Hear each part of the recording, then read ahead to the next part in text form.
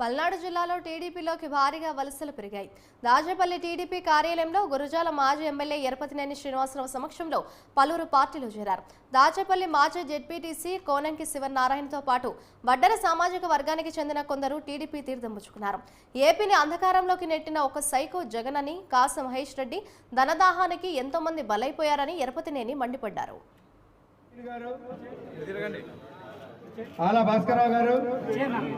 నమస్కారం. ఈరోజు తెలుగుదేశం పార్టీ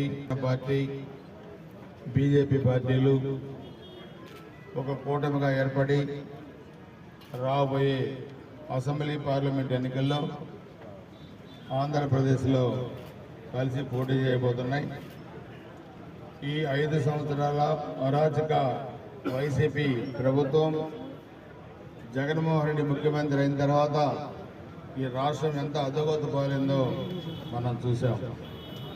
రాజధాని లేని రాష్ట్రంగా, పరిశ్రమలు లేని రాష్ట్రంగా, అభివృద్ధి లేని రాష్ట్రంగా ఒక అరాచకమైన పరిపాలన సాగింది. అందరి గాడికి దోచుకునే విధానం తప్పితే సామాన్య ప్రజలు ఉన్నారు, లేకపోతే ఓట్లేసిన ప్రజలు ఉన్నారు.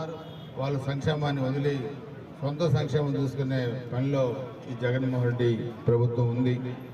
అందుకే అందరం కూడా మన భవిష్యత్తుని నిర్దేశించుకోవడానికి, మన రాష్ట్ర భవిష్యత్తు, మన పిల్లల భవిష్యత్తు, మన పిల్లలకు ఉద్యోగాలు రావాలి, చదువుకున్న పిల్లలకు ఉద్యోగాలు లేకుండా గంజాయి ఆంధ్రప్రదేశ్గా తయారు చేసి 5 సంవత్సరాల్లో ఒక డిఎస్సీ లేదు, ఒక జాబ్ క్యాలెండర్ లేదు, ఒక ఉద్యోగం లేదు. ఈరోజు రాష్ట్రం అల్లకొల్లలుగా మారింది. ఈరోజు ఉద్యోగాలు సంపాదించుకునే పరిస్థితులు ఉన్నాయి.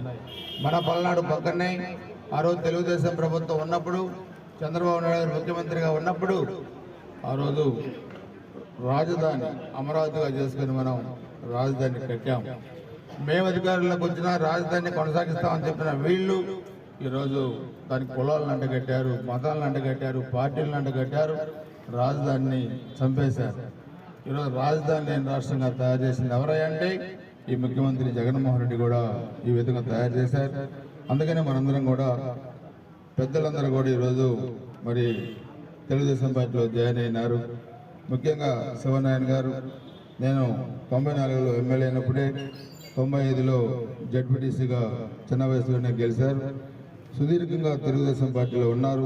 చిన్న కారణాల వల్ల వైసీపీలోకి వెళ్ళినా మరలా ఈరోజు అందరూ కూడా తెలుగుదేశం పార్టీలో చేరి ఇక్కడ తెలుగుదేశం పార్టీ అభ్యర్థిగా నా విజయానికి